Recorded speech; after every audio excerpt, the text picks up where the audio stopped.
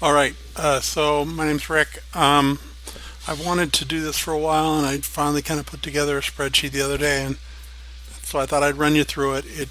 This is really focused on a lot of microeconomics and a little bit of macroeconomics, and how that those two things kind of collide where policy is concerned, and particularly suggestions about the minimum wage and the arguments back and forth about how the minimum wage actually will increase employment, and the warning that it won't and it will actually decrease employment. And I want to kind of show you what is happening here. And microeconomics is kind of the study of individual firms and the decisions they make, how they seek to maximize profits. Macroeconomics is more the big picture, the economy as a whole, and so we won't really touch on that other than to say that we will compare this sheet here with a second sheet where, in the macroeconomic sense, politicians impose a minimum wage, and we'll see what happens to the decision making of the firm on the microeconomic level.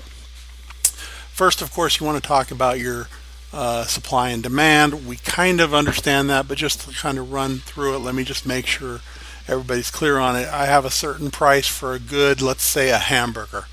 And at that price, the public will demand a certain amount of hamburgers. At $2, let's say that they demand 850. And of course, as the price goes up, the demand will come down, right? There will be maybe 850 people waiting in line if you're selling hamburgers for $2. You sell them for $6, and you're going to have 100 people in line. So the firm has to kind of understand what the demand it's facing is, and then that will go into the decisions that it makes. Now, I've got some numbers plugged in here. This is supply. This is how much this firm will supply.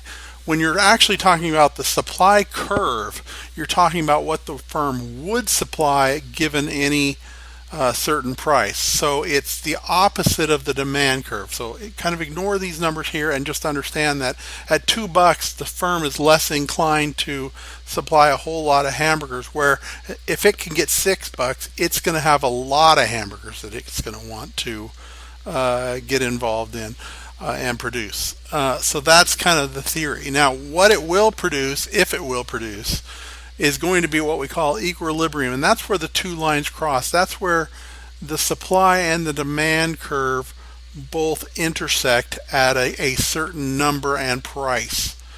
And so in this model, for reasons I'm about to explain, that equilibrium is right here.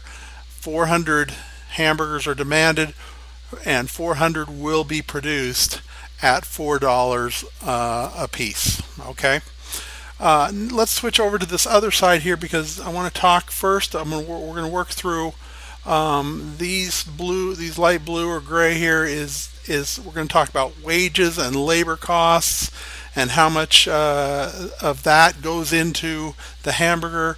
We're going to talk about how much the ingredients cost. That's what we call unit input, or at least I've called it that here. And then those two things together equal a variable cost. In other words, variable costs are things you can, in the perfect world, control on a day-by-day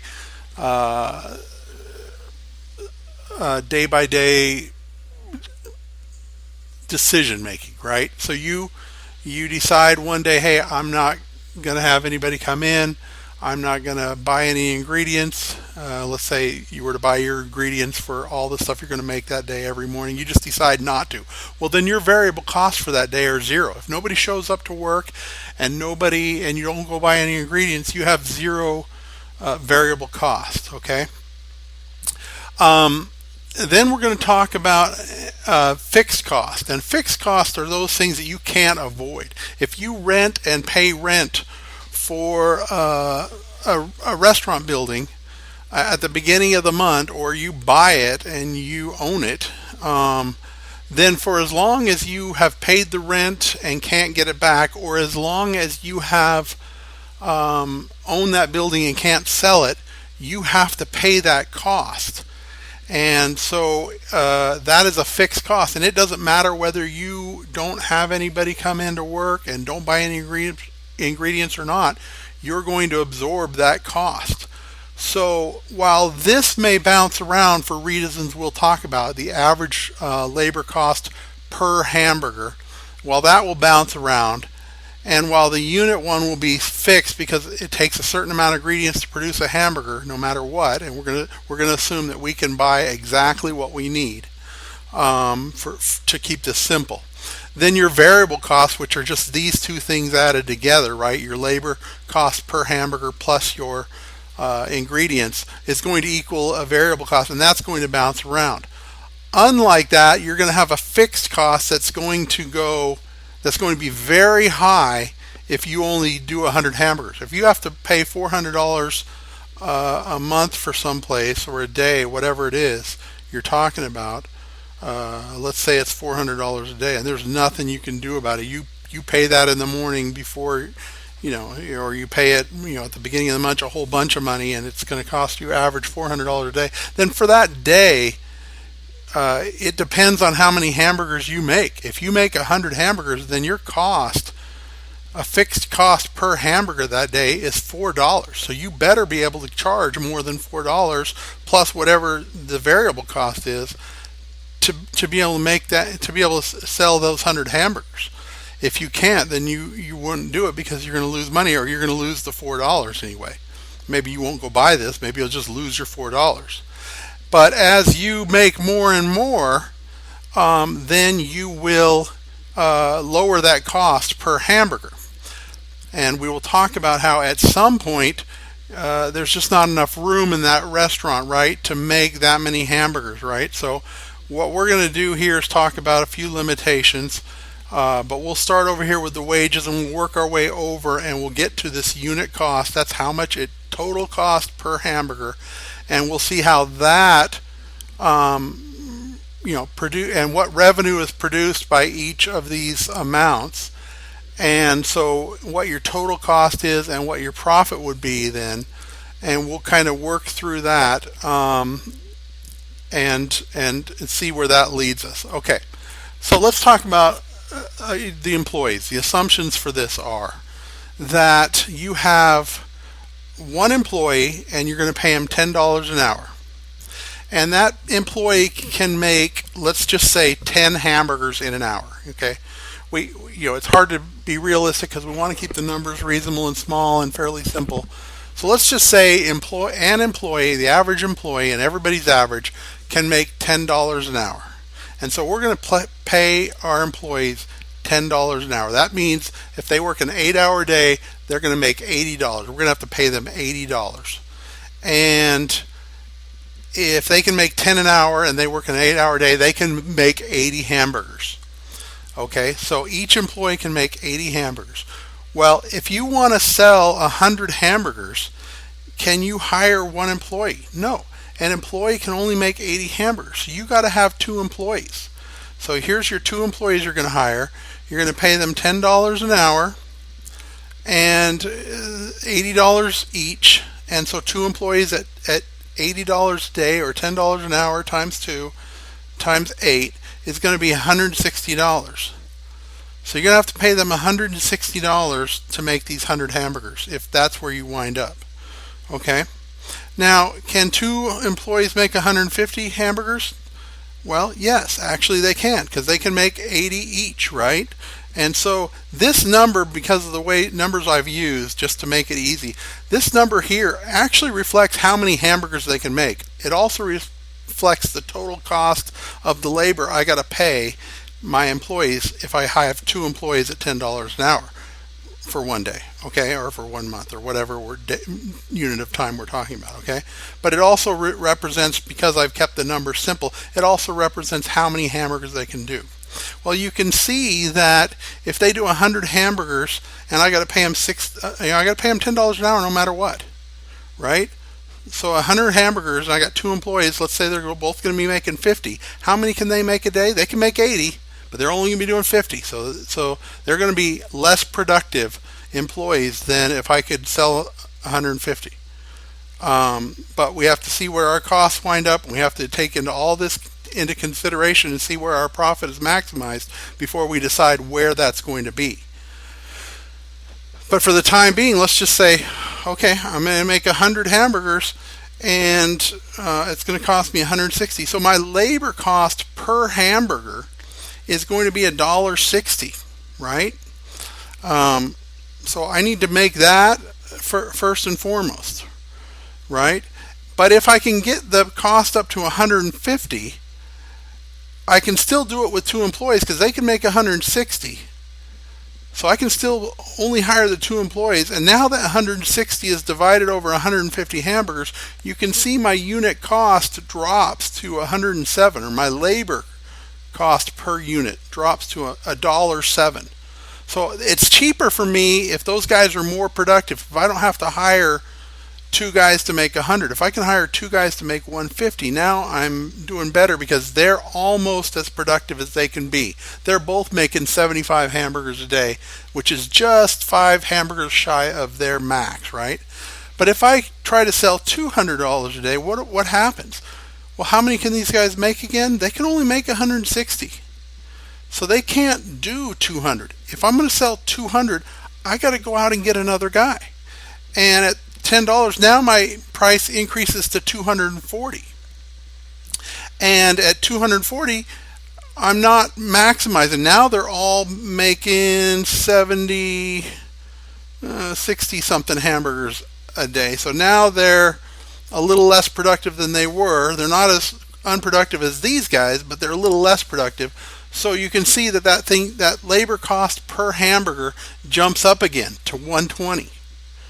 And that continues all the way up the scale here. As the more hamburgers you do, you have to hire more employees, and some of them will be more productive than others. So the cost is going to go down. It's going to go back up when you have to hire the next employee. Then it's going to go down. Then it's going to go back up when you have to hire the next employee. Then it's going to go down, back up, down again, right? Until here, these guys are maxed out, right? They can make 400 hamburgers a day, 5 of them at 8 hours a day at 10 hamburgers an hour. That's 400 hamburgers they can make. If I can sell all those hamburgers, then those guys are maxed out. I'm getting the cheapest, most productive workforce I can afford, and that's at $1, right? So that's my cheapest labor cost per hamburger right there. Okay, so that's kind of what's going on there. So you've got how much it costs you in labor right here, and this is how much per hamburger you're spending to make that hamburger. And like I said, we have ingredients. So, and let's just say this is a perfect world where I can buy exactly the ingredients I want. I'm not going to waste any. I'm going to get exactly. It's going to cost me $1 in. To buy all the meat, all the buns, all the lettuce, everything else that I need to make a hamburger is going to cost me $1, and I can do it perfectly. Let's just simplify that right there.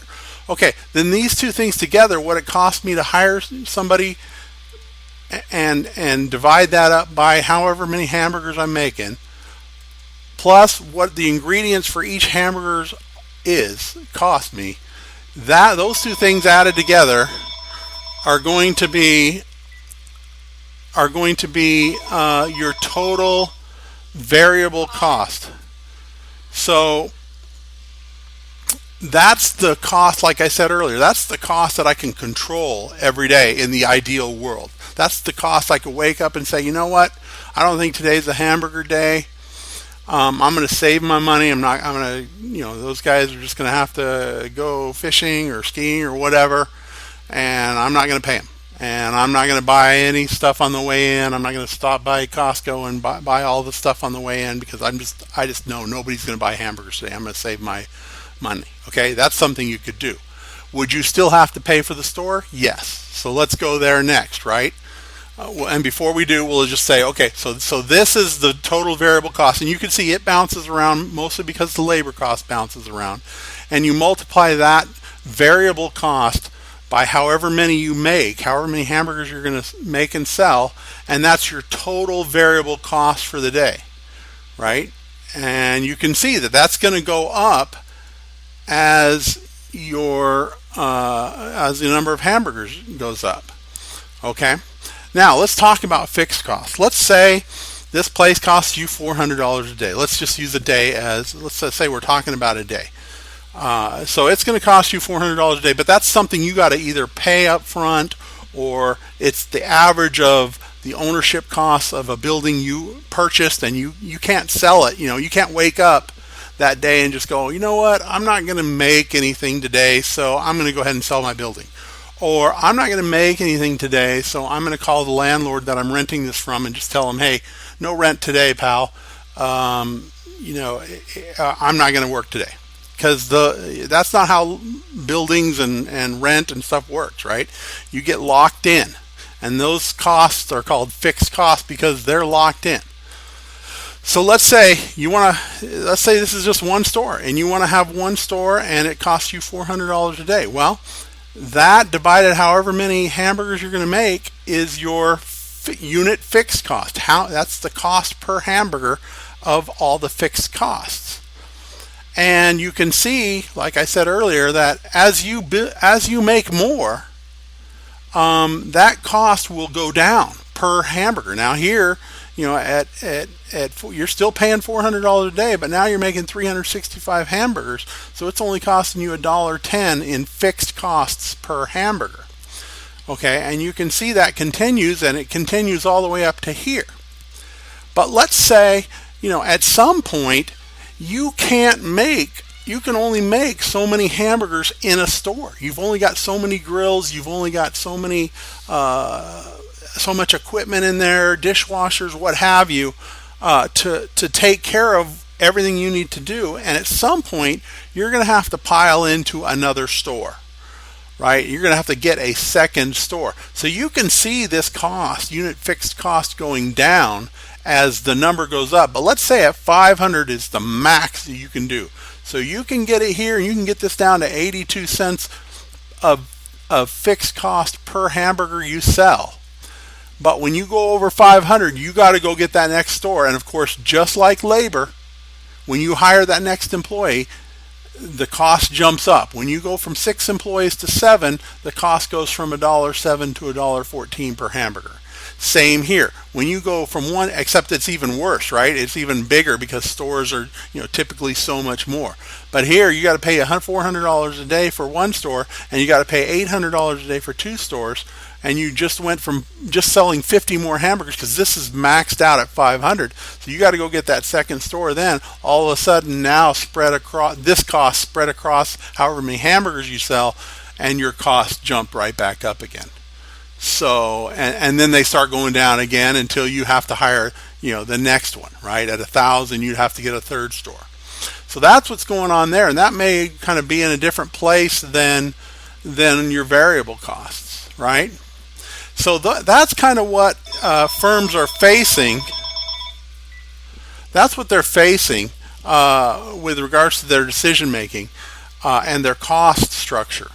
Is something like that, right? It's going to be something like that. And I've worked these numbers so I can show you a couple of other points. Okay. So you have a unit variable cost, which is your unit labor plus your ingredients, your unit input, right? And that's 204, right? And then you've got a fixed cost for 2 stores is 94 cents. Okay, that's a pretty good deal. You're making 850 hamburgers. So these guys, you got 11 employees split between 2 stores, and you're paying them $880 a day total in wages. They're cranking out hamburgers pretty productively, so you're down close to $1 for your unit input's going to be whatever it's going to be. That's $2.04 in variable cost. You got another 94 cents in fixed cost on average per hamburger. So your total cost per hamburger is this amount, your variable cost, which is this and this equals this, and then this plus that fixed cost is going to equal your total unit cost. So that's how much it costs you to make a hamburger. Okay? So now you can go over and say, well, if the public can get, let's talk about supply and demand again. If the public can get that price to $2, then it will buy $850. But if you're going to have to make 850 hamburgers to satisfy them at $2, would you ever make that? No, because look at your unit cost. It costs you $2.98 per hamburger. So your revenue from 850 hamburgers at $2 a piece is $1,700. Your costs is this $1,730. That's your total variable costs for ingredients and labor, plus your fixed cost is going to be $2,530. And in $2,530 in cost, and you're only bringing in $1,700, you're going to lose $830. You're never going to do that. If hamburgers are going for $2 a piece, you're not in business. You can't. You'll lose money every single day, right? And at the same token, let's say you could get $6 and you're willing to go there. Well, would you do it? Well, your unit cost, again, you got your labor, you got your unit input, that's $260, plus you got another $4 average per hamburger of fixed costs. That's $6.60. Would you do that if you could only bring in $6? Well, $6 times 100 is $600. Your cost, $660 times 100 is $660. You're going to lose again. You're going to lose money, and that should be red because that's a loss, right? You're going to lose money, and you're not going to make that deal. Okay. So that's kind of where we're at the two ends of the spectrum. So where do we wind up? Where do these two demand and supply curves overlap? Well, they overlap where the demand and supply meet, but that will also be, or it might be, there are certain instances when it's not. But in this case, we're going to go ahead and say that these are the same places where a firm will maximize their profit, right? So you can see at 750, this guy is going to bring in 1687. It's still going to cost him, with all this stuff added up, it's still going to cost him 2350. He's still going to be losing money, right? And he's going to lose less and less if he sells less hamburgers, right? But at a higher price. So he's going to need a certain price before he's going to go into business, right? And so, in fact, he's losing money all of these places and here. Here he's making money. So why doesn't he just make 150 hamburgers and make his $152? He'll bring in $862.50. His costs are $710. He's going to have $152 of profit for the day. Well, the reason he doesn't stop there and just hire a couple of employees, buy enough ingredients to make 150 hamburgers, his variable cost $310, he's got a store for $400, and so his unit fixed is $267, total cost $710, making $862.50, $152 profit. Sweet, right? I'm in business. Yeah, you're in business, but remember, this cost stays the same all the way up to here. So the more you can sell, the more your profit's going to go up. Your revenue is going to go up because this cost is just it stays the same, and so per unit it's getting less, right? It's getting less, so that's a less cost. So your total costs are dropping all the way up to here. So you're going to try and get as close to that as you can, because that corresponds to increased revenues, increased sales of hamburgers.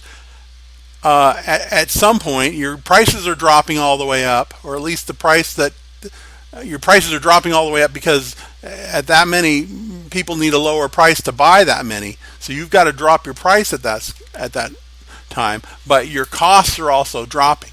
So why don't you make it here? Well, the problem is because when you get to here, you have to lower your price so much that your revenue's down, so that even though you've got a pretty low cost, first of all, you may have some increased costs over here in your variable cost, especially labor. That might not be your lowest point. Remember, your best point of labor was right there where those guys are fully productive. I mean, each of them is making 80 hamburgers a day, and that's as much as they can make. So they're all working 100%, giving you 100%, and it's costing you $1 a piece for the labor cost. Anything else on here, and there might be other in the real world. There might be other. We could put all the numbers in here and see exactly what the price would have to be, and instead of just taking it in increments. But so there might be other places that it hits $1, but that's probably where you're going to want to be too, because these costs are increasing. So even though you can sell more hamburgers here and you're still making a profit, look what happened. Your profit was better down here. You'd be better off making 150 hamburgers and getting 152 in profit than you would being 490 and making 142 in profit, because your price is going to be dropped. It's gone from $5.75 to $3.25 to get people to buy that many hamburgers, and your costs are maybe not going to be. They were dropping here in your fixed cost, but where this hits on your variable cost is up a little higher. So again, your costs actually go up from down here. It's gone up too high. Your total cost and cost per hamburger has gone up too high. So you are not maximizing your profit. And we're going to look for the place where that all comes together, right? That's what a firm is trying to do. Figure out what price and what quantity it has to sell and can sell, what price the public will buy, how many hamburgers the public will buy at a certain price, and figure out where our revenue is most exceeds our costs. Okay, we can have lower costs than that point, but maybe our revenue will make up for it, and so we get an increase in profit, and that's what a firm is looking for. And that happens right here. You've got these guys fully productive. You haven't jumped into the second store yet, so you're not as cheap as you could be. You can make 500 hamburgers, but at 400 you're still pretty cheap. Your total costs wind up to be 1,200.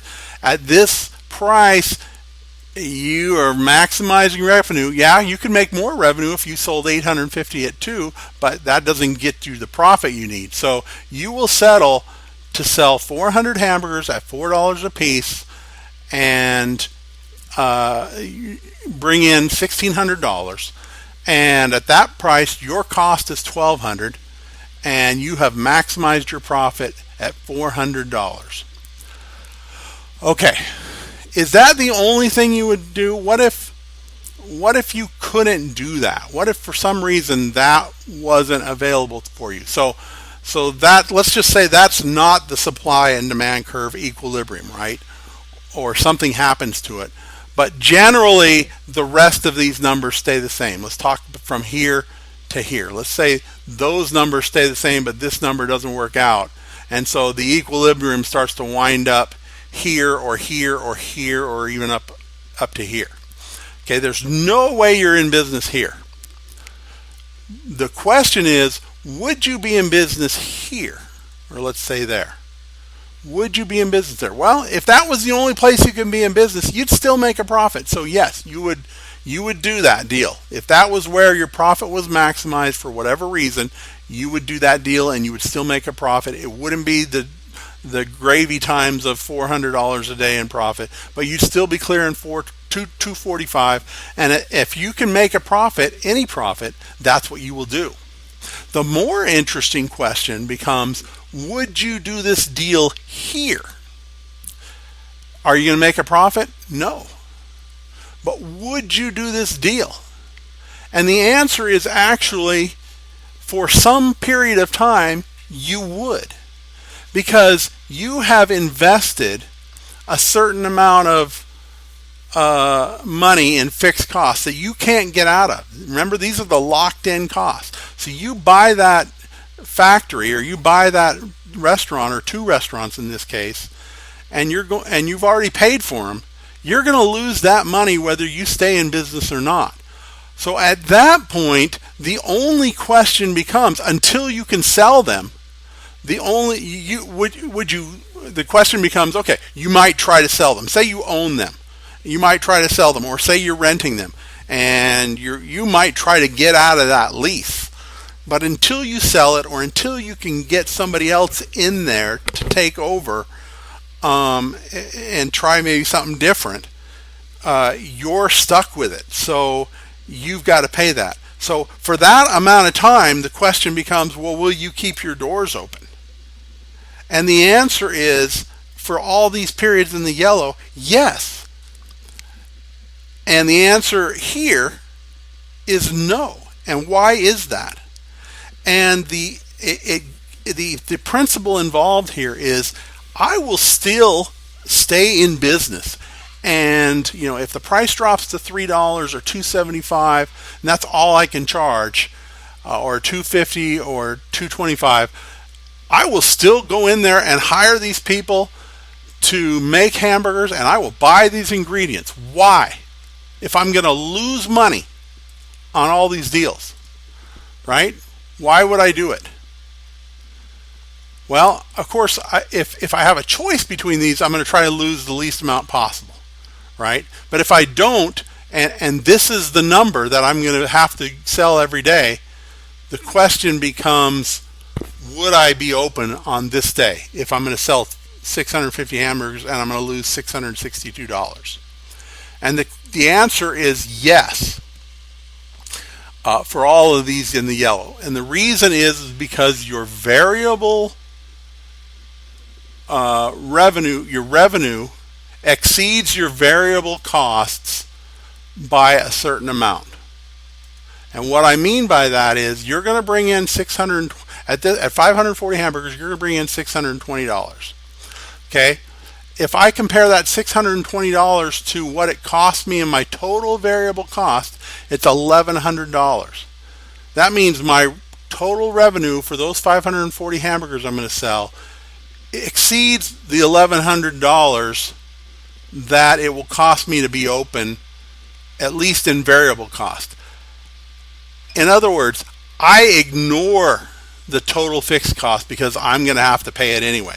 So the question becomes, can I make some money to throw at my fixed cost and keep my total losses down?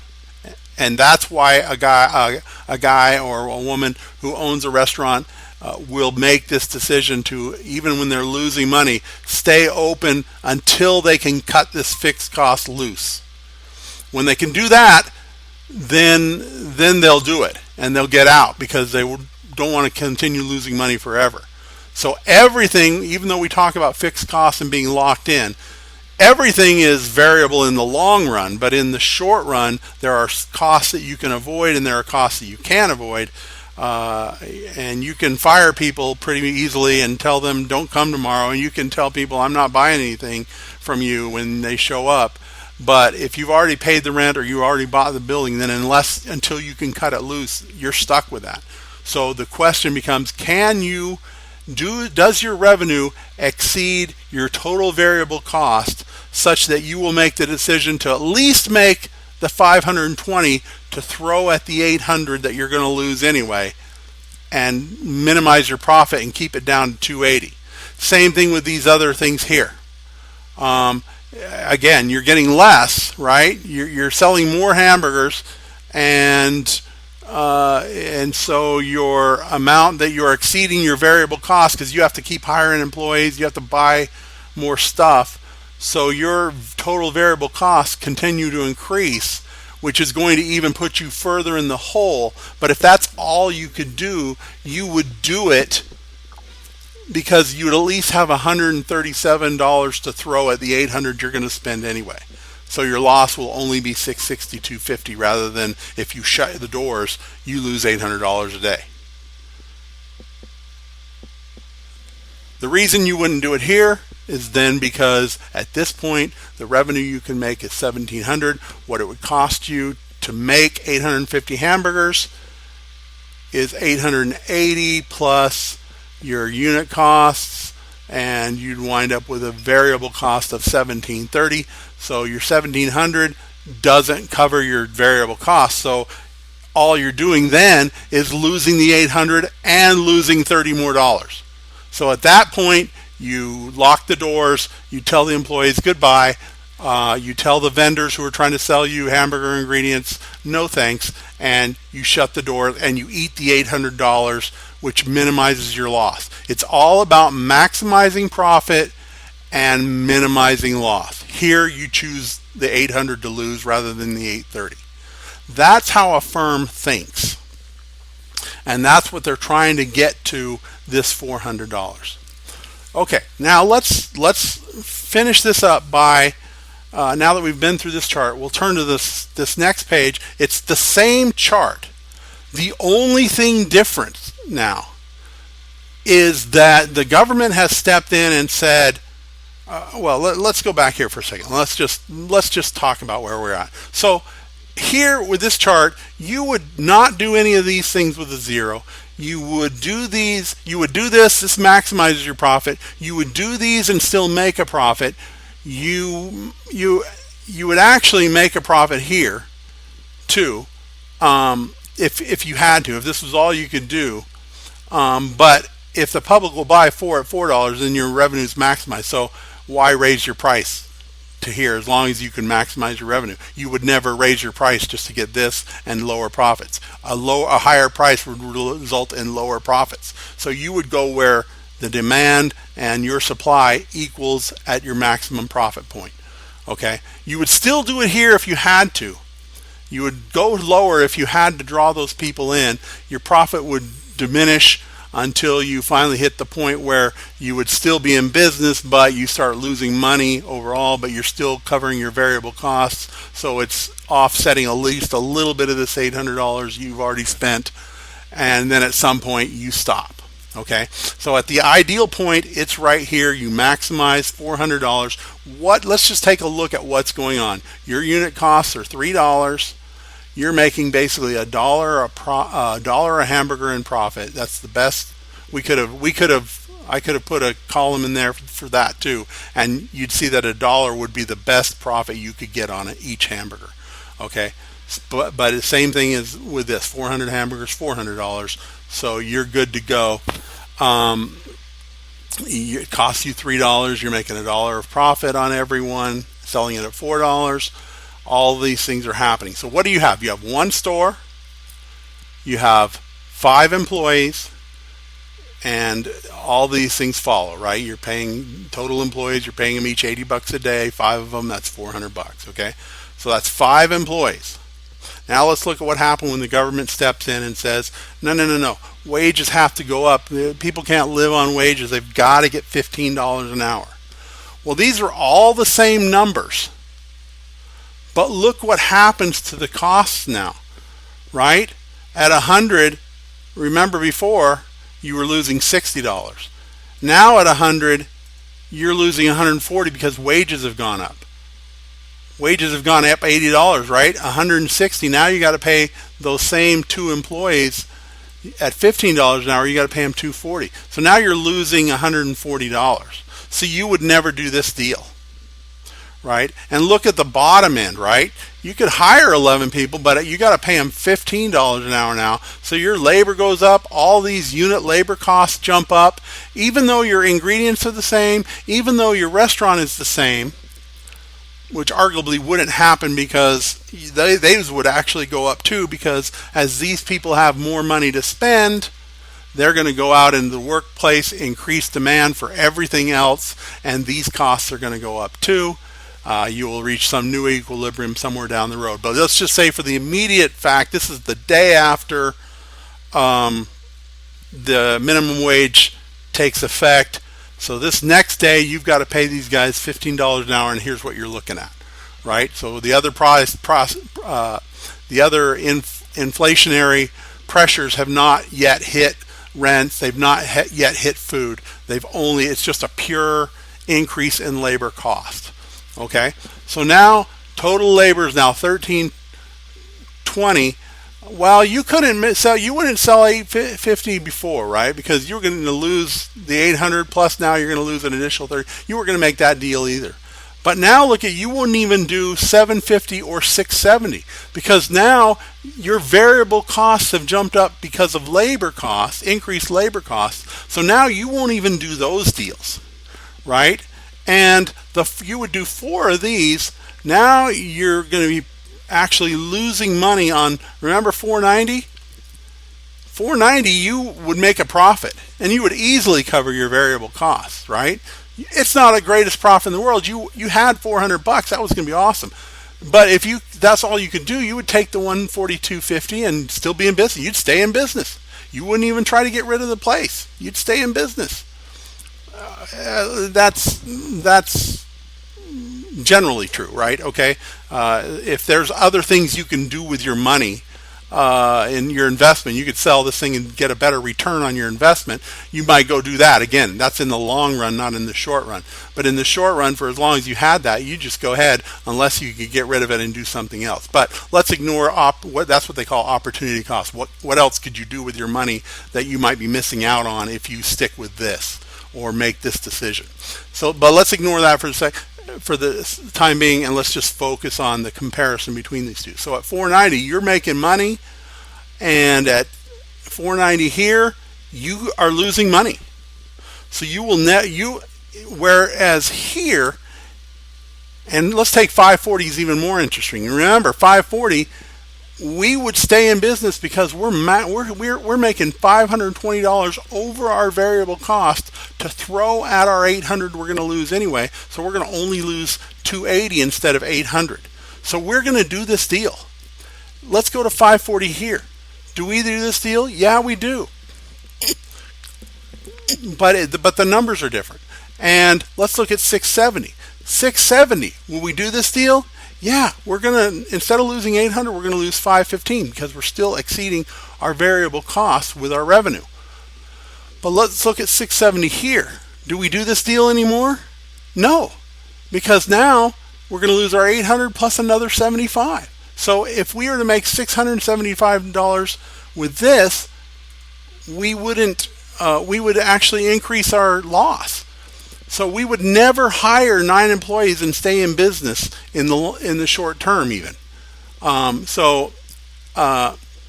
If we were operating right here and we had 9 employees and we were covering, we couldn't get out of this fixed cost, but we were at least covering our variable cost by $285, throwing that at this loss, or say we were in the 750 range, right? We're still covering our costs. We're throwing that 137 at our 800 we can't get out of, and we're reducing our loss down to 662. We got 10 people we're employing. Now look what happens. At 750, am I hiring those 10 people? I shut my doors, I lose 800. I keep them open, I lose 1,000. 1062. No way am I doing that deal. I'm shutting the door. These guys are getting fired. Okay? And so it goes all the way down to the equilibrium point, right? Which is where I maximize my profit. Remember, here it was 400. I had 5 people employed. I had 1 store. I was maximizing my profit at $400. As long as that's the best thing I can invest my money in, I'm staying in it all day long. I'll do that lease for the rest of my life, unless I can find something else that's going to give me as good a return as $400. Okay? But you come over here and now what's happened? Okay? At 400, where am I? Well, I'm making $200, so I would stay in business there if that's all I could do. But am I in business to keep these guys employed? I've got money at risk here. I've got other things I can do with my money. I've got opportunity costs. If I can only make $200 a day on my investment, I might be better off selling everything and going and putting it in a bank or buying some property and renting it out, or some other business that has a higher rate of return, that has a lower risk for the amount of money I've got invested. Those are the 2 things I'm worried about. So where's my profit maximized now? Well, actually, it would be maximized here. And I think that's because I messed up on my line there. So let me get that out and unbold it.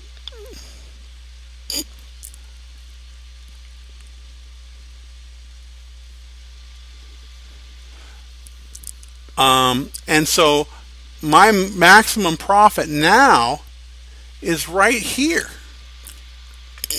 right? Put this blue one in. That's my maximum profit now. That's the place where I'm going to see the best deal. Would I do these other things? Yeah, I would do them. Arguably, I wouldn't do that one because I've got I can do this one. But if that's all I could do, I would do it, right? I wouldn't do this one because I'd lose money. I would again, I'd do it if I could stay in business in the short term. But if I could sell it for $6, why wouldn't I sell it for $5.75? Why would I raise my price to $6, lose those customers, make myself unprofitable? I wouldn't. So those would be zeros. I would do these deals because I still am making a profit. $5 a day. I'm running a business and I'm making $5 a day in profit. No, sir. I'm not going to be doing that, right? I will do it in the short term because my revenue, $15.75 at that price, exceeds my total variable cost by $405, which is more than the $400 and puts $5 in my pocket. But I'm looking for a way out probably because I'm going to be able to do something better with my money. Even on these other things, these things all kind of change until I get to 238 and I realize that's where my sweet spot is. Yeah, I'm only selling 235 hamburgers and I'm selling them for $5.25. Remember, they were $4 here. So I'm going to jack my prices up to $5.25. I'm going to sell 235 hamburgers. I'm going to have revenue of $1233.75. My costs are going to be total $9.95, and I'm going to make $238, almost $239 a day. That's the best I can do. I'm probably going to get I might get out at least and try to find something different, but at least that's that's something to think about, right? Maybe it's good enough. Maybe there aren't any better options, and maybe I'm best just staying right there. Okay.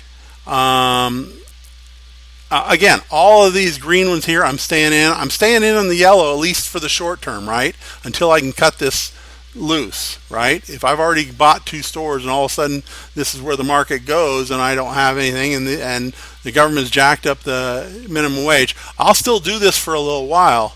Remember, I would do these before, but now with the $15, no, I won't. I'll stay here and do these. I was making a profit here. I'm not now, but at least I'll do it to offset that $400 a little bit.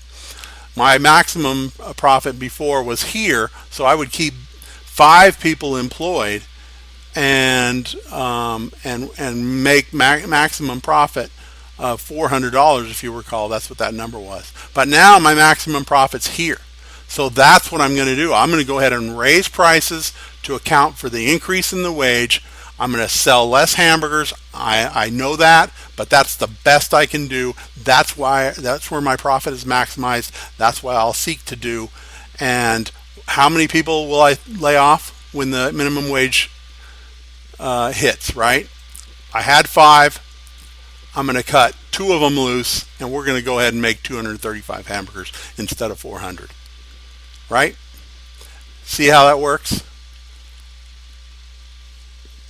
Thank you for listening.